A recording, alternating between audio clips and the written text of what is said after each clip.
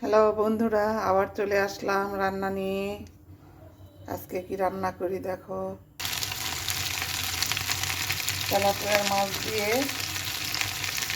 পেঁপে ঝোল করবো আজকে। এই রান্না। বন্ধুরা, তোমরা কেমন আছো কমেন্ট করে জানাবা। এই তো মাছ ভাজিটা হয়ে গেল। এখন পেঁয়াজটা ভেজে নেব, তেল দিয়ে দিলাম। পেঁয়াজটা ভেজে নেওয়া হলে এখানে সব মশলা দিয়ে দিব। পেঁয়াজটা ভেজে নেওয়া হয়ে গেল।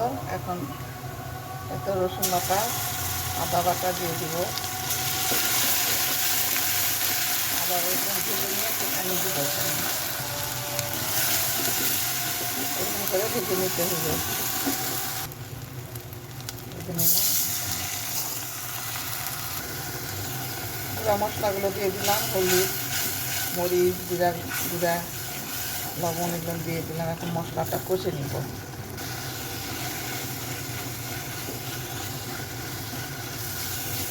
এটা মশলাটা কষে নেওয়া হয়ে গেছে।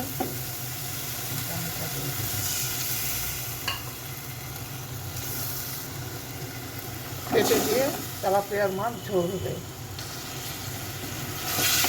পেঁপেটা এখন কষাই নেব এখানে।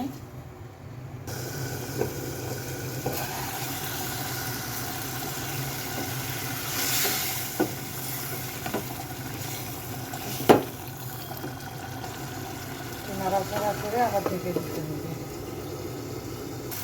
এই তো তরকারি কষে নেওয়া হয়ে গেছে। এত বন্ধুরা, ভাজা মাছটা এখন দিয়ে দিলাম। ঝোল দেওয়া হয়ে গেছে, এখন ঢেকে দিই। তো বন্ধুরা, আমার তরকারিটা হয়ে গেছে। এটা এখন একটু ধনিয়া পাতা দিয়ে এটাকে নেমে ফেলবো।